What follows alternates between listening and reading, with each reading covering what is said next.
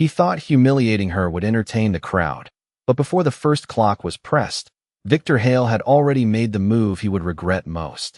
Hello everyone. Before we begin today's story, I have a small favor to ask.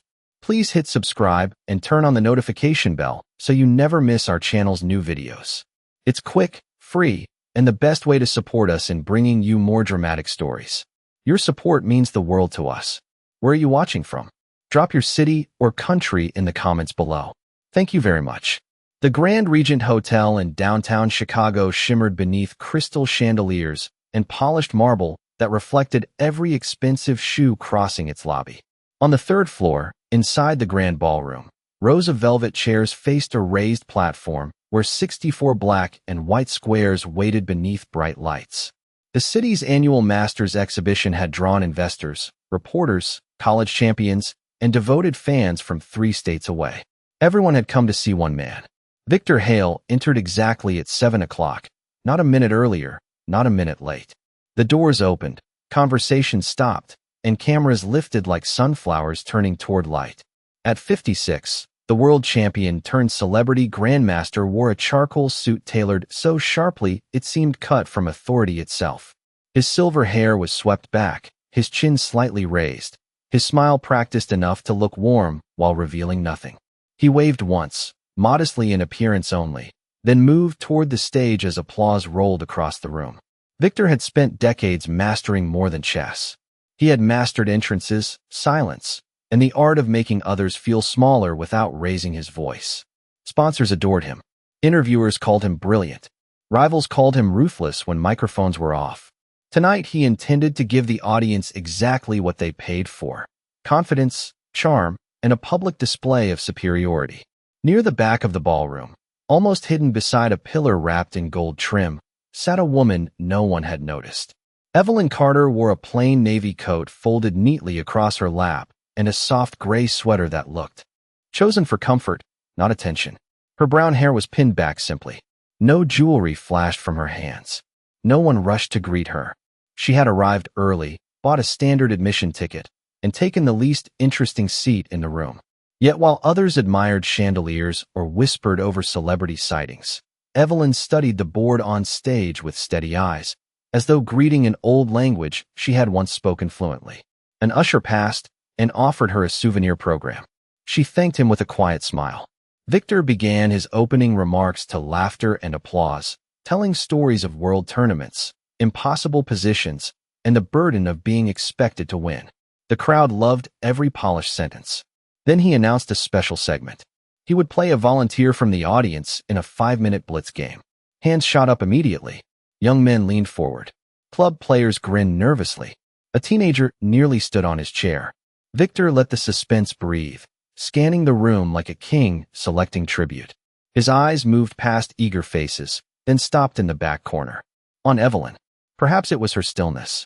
Perhaps it was the easy target he imagined. Perhaps arrogance simply grows bored without victims. "You there," he said, pointing lightly. The quiet lady in the gray sweater. "Would you care to try your luck?" Heads turned. Evelyn looked around once, as if confirming he meant her. A few people chuckled. Someone muttered, "This should be quick." Victor smiled wider. "Unless the game feels intimidating already." More laughter followed. Evelyn rose slowly, smoothing the sleeve of her sweater. She did not blush. She did not protest. She only picked up her coat, placed it gently on the chair, and began walking toward the stage while the room watched someone they still believed was ordinary. The room had no idea it was about to witness the first crack in a legend. Evelyn Carter climbed the 3 short steps to the platform with the calm of someone entering a library rather than a spotlight. Her shoes made almost no sound against the polished wood, yet every eye in the ballroom followed her. Victor Hale remained seated at the board, one hand resting near the clock, his expression amused in the way powerful men often confuse with kindness. Up close, the contrast between them seemed almost theatrical. He wore confidence like another tailored layer. She wore simplicity like armor no one recognized. The moderator, a local sports anchor named Daniel Brooks, forced a cheerful smile into the microphone. "Ladies and gentlemen, a friendly 5-minute blitz game." Friendly was not the word hanging in the room. The audience wanted entertainment, and Victor had trained them to expect it at someone else's expense. Evelyn reached the table and waited. Victor did not stand to greet her. He merely gestured toward the empty chair across from him, as if granting permission. "Please," he said, drawing the word out just enough to sting. "Take your time. We would not want nerves to be the reason." Laughter rippled again. Evelyn sat without haste. She placed her hands in her lap and looked at the board. Her face revealed nothing. Daniel Brooks leaned closer with the microphone.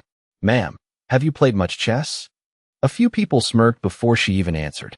"Some," Evelyn said softly. Her voice was clear, steady, and free of apology. Victor gave a small shrug to the crowd. "Honesty. That is refreshing." He adjusted a pawn with elegant fingers and glanced toward the first row where sponsors smiled eagerly. "Then perhaps tonight we can provide an educational experience." Cameras flashed. A college student in the second row whispered that the game might last 30 seconds. Another guessed 20. The predictions traveled through nearby seats like cheap confidence. Daniel announced the colors. Victor would play white. Of course he would. Victor always preferred the first move, in chess and in life. He pressed the clock and slid his king-pawn forward 2 squares with a sharp, practiced motion.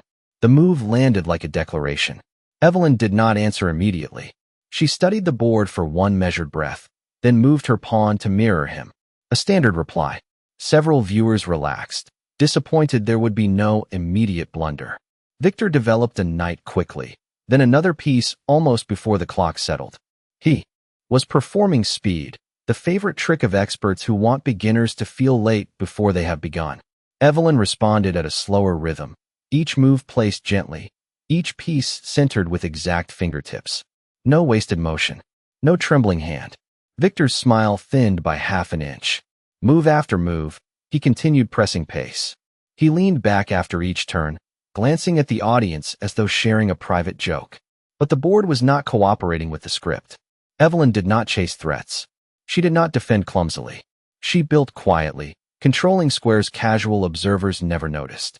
In the fourth row, an older man from the Illinois Chess Federation lowered his program and sat straighter. By move 8, Victor's bishop had no clear path. By move 9, his queen had advanced farther than was wise. By move 10, he stopped looking at the audience between turns. Daniel Brooks sensed the shift and lowered his microphone. The room was changing. Jokes became whispers. Whispers became silence. Even the servers near the ballroom doors had paused with silver trays in hand. Victor tapped one finger near the clock, then withdrew it. For the first time that evening, he spent more than 3 seconds thinking. Evelyn sat motionless, eyes steady on the board, as though waiting for weather she had predicted long ago. Victor finally moved his rook pawn 1 square, a cautious correction disguised as aggression. A few experts in the room exchanged looks. It was not a Grandmaster move. It was a repair. Evelyn reached forward at once, slid her knight into the center, and removed a pawn Victor had left poisoned from the start. The click of wood on wood sounded louder than applause had. Victor stared at the square she now controlled. Then he looked up at her fully for the first time. Victor Hale did not like surprises unless he was the one delivering them. The ballroom could feel that truth before he spoke a word. His jaw remained composed, his posture elegant, but a faint tightness gathered around his eyes. Evelyn Carter sat across from him exactly as before, hands relaxed, shoulders still, her attention resting on the board as if nothing unusual had happened. Yet, something had happened. The room had witnessed a Grandmaster being forced to think. For many, that alone was worth the price of admission. Victor reached for his queen and then stopped halfway. He withdrew his hand, adjusted a knight instead, then pressed the clock with more force than necessary. The sound echoed sharply through the ballroom. A few guests shifted in their seats. Earlier, they had laughed with him. Now they waited to see if laughter had been premature. Evelyn studied the position for only a moment. She moved a bishop to a quiet square near the center, protecting one threat while creating another invisible to casual eyes. In the front row, the older Federation member who had grown attentive now leaned toward the man beside him and whispered, "That is not beginner chess." His companion did not answer. He was too busy staring. Daniel Brooks, still holding the microphone at his side, had forgotten to perform. Even television instincts knew when silence was more powerful than commentary. Victor increased the tempo again, launching a pawn toward her kingside as though boldness could erase discomfort. It was the style that had built his legend: attack first, punish hesitation, overwhelm anyone who doubted. But Evelyn did not react emotionally. She simply castled, tucked her king safely away, and let his advance become overextension. The move looked modest. It was devastating. Victor's fingers drummed once on the table. He stopped them immediately. He glanced toward the giant display screen showing the board to the audience. Every spectator could now watch the same uncomfortable truth unfold in bright digital squares. His position was active, but unstable. Hers was quiet, but complete. "You have played before," Victor said at last, the humor gone from his voice. It was meant as a question dressed as observation. Evelyn kept her eyes on the board. "A little," she answered. Some chuckled nervously, unsure whether they were allowed to anymore. Victor did not smile. He captured a pawn on the wing, grabbing material that looked free. Several amateurs nodded in approval. More experienced players winced. Greed often arrives wearing logic. Evelyn's hand moved. Almost instantly, her rook slid to the open file with the clean certainty of a door locking. Then she pressed the clock. Victor froze for one full second. The file now pointed directly at his king. His queen was too far to help. His bishop was trapped by his own ambition. The room felt colder, though the chandeliers still burned warm. Reporters who had come for celebrity photos now lifted phones to record history instead. Victor bent forward. He examined lines. He checked escapes. He recalculated. 30 seconds passed. Then 45. In a 5-minute blitz game, that was an eternity. Sweat did not show on him, but time did. The digital clock beside his name kept falling. 2:11, 2:03, 1:57. Across from him, Evelyn remained almost serene, her own clock untouched for stretches because she needed so little of it. Victor finally moved his king one square, an awkward shuffle no champion wanted remembered. A murmur spread through the ballroom. Kings only retreat when pride has already begun to. Evelyn looked at the board with the faintest softness in her expression, not mockery, not triumph, but recognition. She had seen this moment before in many forms. The instant a loud man realizes the room no longer belongs to him. She advanced a pawn to support the rook and opened one more diagonal. Another simple move. Another tightening net. Victor stared, then looked up at her again. "Who are you?" he asked quietly. Evelyn met his eyes for the first time that night. "Your move," she said. Victor Hale had spent a lifetime making other people answer that question. Now the silence after Evelyn Carter's reply felt heavier than any crowd noise that had welcomed him earlier. "Your move." 3 simple words, calm as winter glass, yet they landed harder than mockery ever could. The Grandmaster looked back down at the board and discovered what arrogance often hides until too late. There was no comfortable move left. His king stood cramped behind weakened pawns.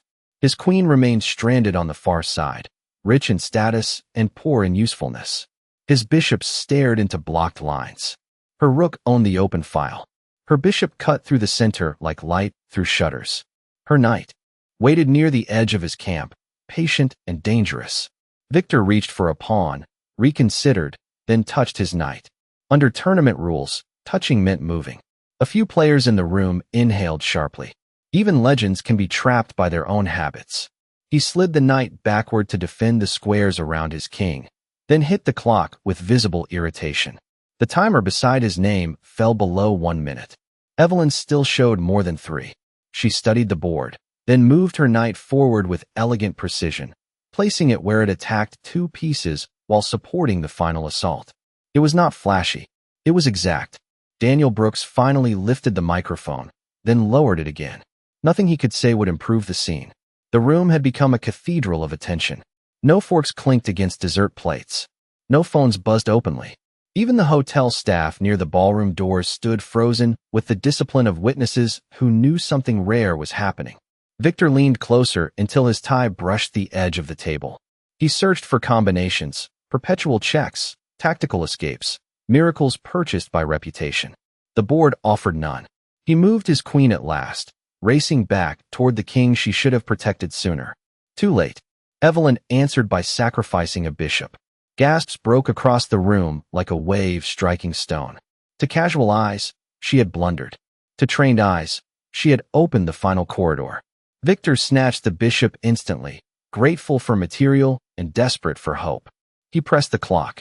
42 seconds remained. Evelyn did not hurry. She looked once at the display screen, then back at the board. Her hand rose gently and guided the rook deep into his position with a clean, ringing click. Check. The word was not spoken, yet everyone heard it. Victor's eyes widened before he controlled them. He shifted his king to the only legal square. Cameras flashed again, but now they were documenting decline. Evelyn's knight came next, another check, another forced square. The sequence unfolded with the certainty of mathematics. Victor moved because rules required movement, not because options existed. His face remained disciplined, but color had left it. Somewhere in the fourth row, the Federation member whispered, "Classic net. Beautiful." Another spectator wiped tears of laughter they had not expected to feel tonight. Victor made the final legal move available to him, placing his king on a square that looked safe only to the untrained. Evelyn reached for her queen for the first time in many moves. She placed it softly beside his king, protected from every side. Checkmate. No shout followed. No celebration. The room went silent first, as though truth deserved a clear landing. Then the ballroom erupted. Applause thundered against crystal chandeliers. People stood row by row. Some cheered.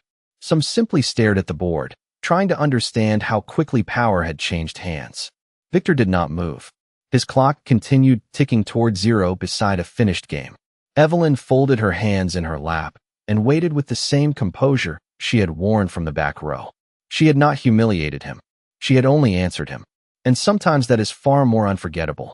Victor Hale remained seated as applause crashed around him like weather he could not control. For years he had stood at the center of ovations, receiving them as naturally as breathing. Tonight the sound belonged to someone else. Across the board, Evelyn Carter did not raise her hands, did not smile for cameras, did not bask in the standing crowd. She simply reached forward and stopped his still-running clock, a small gesture of courtesy that somehow made the defeat feel even larger. Daniel Brooks finally found his voice. "Ladies and gentlemen," he said into the microphone, then paused because excitement had stolen the rest. He tried again. "I believe we have just witnessed something extraordinary." That was the safest sentence available. Victor straightened slowly and adjusted his cuffs. The movement was practiced dignity, but it could not hide the tremor of surprise moving through him. He looked at the board once more, replaying the final sequence in silence. Grandmasters know when they are outplayed. Pride may argue, but skill recognizes skill immediately. "Who taught you?" he asked without looking up. Evelyn considered the question. "Many people," she said. "Some knew it. Some did not." A few in the audience laughed softly, not at Victor now, but at the elegance of the answer. Daniel stepped closer. "Ma'am, the audience would love to know more about you." Evelyn glanced toward the ballroom doors as if she might still prefer to leave unnoticed. But there are moments when hiding becomes impossible. "My father taught chess in a public library on the south side," she said. "He ran free lessons every Saturday for children who could not afford club fees. I was 6 when I learned to set the pieces." The room quieted again, this time with respect. "Did you compete?" Daniel asked. Before she could answer, a voice rose from the fourth row. The older Federation member stood with disbelief shining openly across his face. "Compete," he said. "That is Evelyn Carter." Heads turned toward him. She was Evelyn Monroe before marriage. National girls champion at 14. Undefeated collegiate champion at 19. She vanished from the circuit before the international team trials. A murmur rolled through the ballroom faster than applause had. Phones were suddenly searching old records, archived photos, forgotten articles. Daniel stared at Evelyn. "You are that Evelyn Monroe?" She gave the smallest nod. Victor finally looked up, this time not with amusement or irritation, but with genuine attention. "You disappeared," he said quietly. Evelyn folded her coat over one arm. "My mother became ill," she replied. "Then my father. Then life asked for different skills." No drama colored the sentence. That made it stronger. "I coached after that. Taught at community centers. Helped kids with homework. Worked 2 jobs when needed. Chess stayed with me." The ballroom seemed to shrink around those words. Some guests lowered their eyes, remembering how quickly they had judged the woman in the gray sweater. Victor rose to his feet at last. The crowd noticed instantly and fell silent. wondering whether Ego or Grace would speak next. He extended his hand across the board. "Miss Carter," he said, voice steady. "I treated you as decoration in a room built for applause. I should have treated you as an opponent and as a guest." The apology was imperfect, but real. Evelyn took his hand. "Then perhaps we both gained something tonight," she answered. Cameras flashed wildly. Yet the most powerful image was not the handshake. It was the expression on the faces around them, the dawning realization that greatness had entered quietly, bought a standard ticket, and sat in the back row. Daniel lifted the microphone one final time. "Would you consider another exhibition sometime?" Evelyn slipped her coat on and smiled faintly. "Only if the children from the library get the front seats." The room erupted once more, but this time the applause sounded different. It sounded wiser. The applause followed Evelyn Carter all the way to the ballroom doors, but she did not turn around to receive it. She moved through the crowd with the same quiet pace that had brought her in, carrying her folded program and navy coat as if the evening had been ordinary. Yet nothing in the Grand Regent Hotel felt ordinary anymore. Guests who had ignored her hours earlier now stepped aside respectfully. Several asked for photos. Others simply nodded, embarrassed by their earlier laughter. She answered each kindness with grace and each awkward silence with mercy. That was another kind of mastery. Daniel Brooks hurried beside her, microphone forgotten in one hand. "Ms. Carter, one more question. Why come tonight after all these years?" She paused near the marble staircase, where warm light spilled from a chandelier above. "Because the library where I learned to play is closing next month," she said. "Funding was cut. I heard this event supported youth programs, so I wanted to see if that included children like the ones my father taught." Daniel blinked. "No one mentioned that on stage." "No one asked," Evelyn replied. The words were gentle, but they traveled farther than a shout. Back inside the ballroom, Victor Hale remained near the board while sponsors and organizers surrounded him with nervous smiles. Their schedules, press releases, and polished plans suddenly felt small beside what had just happened. Victor listened to none of them.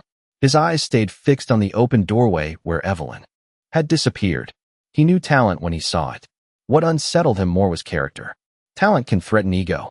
Character exposes it. Without warning, Victor stepped away from the cluster and strode toward the microphone stand. The room hushed immediately. He had commanded silence for years. Tonight, he earned it differently. "Before anyone leaves," he said, voice lower than before, "I need to correct something." He looked across the ballroom, not above it. "I came here expecting admiration. I offered arrogance instead. I mocked a guest who deserved respect the moment she entered this room." Some people lowered their eyes. Others looked relieved that someone had said it first. Victor continued, "I also learned that a city can lose a library while hosting a luxury exhibition. That is a blunder no chess player should tolerate." A ripple of surprise moved through the audience. He turned to the event director. "My appearance fee tonight will go to keeping that library open for the next 5 years." Gasps rose, then applause exploded again. Victor raised a hand for quiet. "And every child enrolled in its free chess program will receive boards, clocks, and coaching scholarships funded by my foundation." The standing ovation came faster this time. Some people cheered for generosity. Others cheered because redemption is rare enough to feel miraculous when it appears. Near the staircase, Evelyn had stopped when she heard the announcement through the open doors. She did not smile immediately. Instead, she looked upward for a moment, as though thinking of an older man setting wooden pieces on folding tables every Saturday morning. Then she closed her eyes once and continued walking. Daniel caught up with her again. "Did you expect that?" he asked breathlessly. "No," she said. "But people are more than their worst moment, if they choose to be." Outside, Chicago air carried the clean chill of late autumn. Traffic rolled beneath streetlights, horns distant and ordinary after the drama upstairs. Evelyn descended the front steps and waited at the curb for the city bus. A valet approached nervously. "Ma'am, we can arrange a car." She thanked him and shook her head. "The bus gets. They're just fine." When it arrived, she climbed aboard, dropped exact change into the fare box, and took a seat by the window. Behind her, through the hotel glass, cameras still flashed around grand people in expensive clothes. Ahead of her, somewhere across the city, children would soon have books, boards, and a room to dream in. And that night, Chicago remembered something easy to forget: greatness rarely announces itself. It simply takes the next right move. By sunrise the next morning, the story had traveled farther than any opening speech from the night before. Clips of the match filled phones across Chicago, then New York, then London, then everywhere people enjoy watching pride meet reality. Commentators replayed the final checkmate frame by frame. Former champions praised the precision of Evelyn Carter's attack. Casual viewers loved something even simpler. The quiet woman in the gray sweater had walked into a room built to overlook her and left it changed. At the Southside Community Library, the doors opened at 9 o'clock as they always had. The brick building stood between a laundromat and a corner bakery, modest and weathered, with old radiators that hissed each winter and fluorescent lights that buzzed when storms rolled in. Inside, children hurried past shelves toward the back room, where folding tables and mismatched chairs waited beneath a hand-painted sign that read Saturday Chess Club. Mrs. Linda Perez, the head librarian, was unlocking cabinets when her phone would not stop ringing. Reporters wanted statements. Donors wanted information. Parents wanted to know if the scholarship announcement was real. Linda laughed once in disbelief and said the same sentence 12 times. Yes, we are still open. Yes, for now. At 9:15, Evelyn entered carrying 2 paper bags of bagels and a cardboard tray of hot chocolate. Several children recognized her instantly from the viral clips and froze in the doorway. Then the room exploded with excitement. That is her. She beat the Grandmaster. Miss Evelyn is famous. She set the breakfast down and smiled. Then fame can help stack chairs, she said. The children laughed and rushed to obey. Fame, it turned out, folds tables no faster than anyone else. By 10 o'clock, every seat was full, including children whose parents had driven across town after seeing the news. Some had never touched a chess piece before. Others knew only how knights moved in an L shape and kings wore crowns. Evelyn welcomed them all exactly the same. She moved from board to board, kneeling beside beginners, praising patience, correcting gently, asking questions instead of giving speeches. What square is weak? What does your opponent want? What would kindness look like here? The last question confused several children until she explained. Kindness in chess can mean making your best move, respecting someone enough to think carefully. Across the room, a television crew set up quietly. Linda Perez tried to keep them out of the children's way. Then another surprise arrived. Victor Hale stepped through the library doors carrying 3 large boxes. No suit today, no cameras following him. He wore jeans, a navy sweater, and an expression far less certain than any audience had seen before. Conversation stopped. The room went silent. Victor set the boxes down near the front desk. Boards, clocks, notation books, he said to Linda. And I was told you might need new chairs. He looked toward Evelyn before adding, if you will still have me. Several children stared at him as though a statue had begun walking. Evelyn studied him for a moment, then pointed toward an empty table where 2 brothers were arguing over whose turn it was.